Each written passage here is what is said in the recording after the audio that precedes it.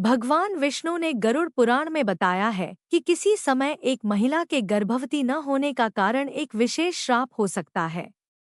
इसके अनुसार, अगर किसी महिला ने किसी विशेष समय पर पवित्र नियमों का पालन नहीं किया या किसी धार्मिक कृत्य का उल्लंघन किया, तो उसे गर्भधारण में कठिनाई हो सकती है। इसके अलावा कुछ पुराणों में यह भी वर्णित है कि कभी-कभी व्यक्तिगत कर्म, अतीत के दोष या किसी पूर्वजन्म के कृत्यों के कारण भी ऐसा हो सकता है। विष्णु पुराण या गरुड़ पुराण के विशिष्ट उद्धरण के लिए आप संबंधित धार्मिक ग्रंथों या विद्वानों से परामर्श ले सकते हैं।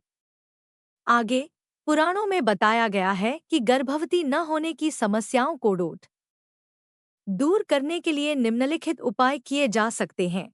एक धार्मिक अनुष्ठान, विशेष पूजा और अनुष्ठान किए जा सकते हैं, जैसे कि संतान प्राप्ति के लिए विशेष यज्ञ या मंत्र जाप। 2. पवित्र व्रत और उपवास, पवित्र व्रत जैसे कि व्रत और उपवास रखना, धार्मिक नियमों का पालन करना भी प्रभावी हो सकता है। 3. अच्छे कर्म, अपने कर्मों को सुधारना और धर्म के अनुसार जीवन जीना भी महत्वपूर्ण होता है। 4. आध्यात्मिक साधना, ध्यान और साधना करने से मानसिक शांति और आध्यात्मिक उन्नति हो सकती है, जो कभी-कभी भौतिक समस्याओं को भी हल कर सकती है। इन उपायों के माध्यम से व्यक्ति अपने जीवन में संतुलन और शांति प्राप्त कर सकता है। इस संदर्भ में एक धार्मिक गुरु या पंडित से परामर्श करना भी लाभकारी हो सकता है। अधिक विस्तार से, 1. संतान प्राप्ति के लिए विशेष पूजा, भारतीय परंपरा में संतान प्राप्ति के लिए कई विशेष पूजा और अनुष्ठान किए जाते हैं। उदाहरण के लिए, संतान गोपाल स्तोत्र का पाठ, संतान प्रसन्न यज्ञ और अन्य धार्मिक अनुष्ठान हो सकते हैं। 2. शारीरिक और मानसिक स्वास्थ्य, कभी-कभी शारीरिक और मानसिक स्वास्थ्य समस्याएं भी गर्भवती न होने का कारण हो सकती हैं। इन समस्याओं का इलाज और जीवन शैली में सुधार करना भी आवश्यक है। 3.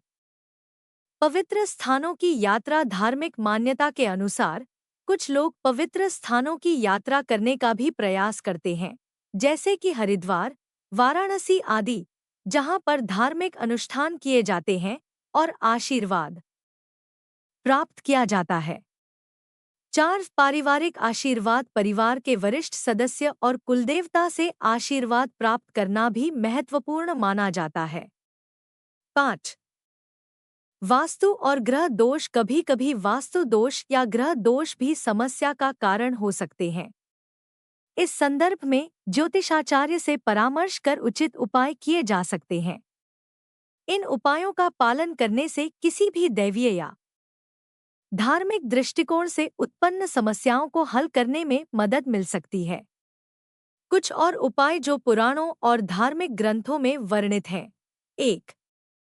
सत्यनारायण व्रत, यह व्रत विशेष रूप से संतान प्राप्ति के लिए किया जाता है। इसमें भगवान सत्यनारायण की पूजा की जाती है और व्रत के नियमों का पालन किया जाता है। 2. धार्मिक ग्रंथों का अध्ययन, धार्मिक ग्रंथों का अध्ययन और उनका पाठ भी लाभकारी माना जाता है।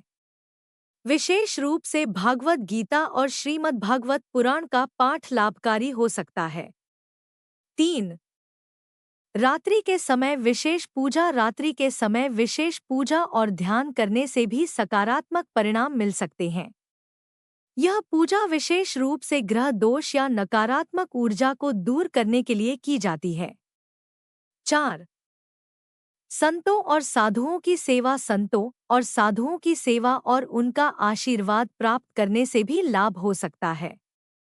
धार्मिक जीवन के प्रति समर्पण और सेवाभाव सकारात्मक प्रभाव डाल सकता है।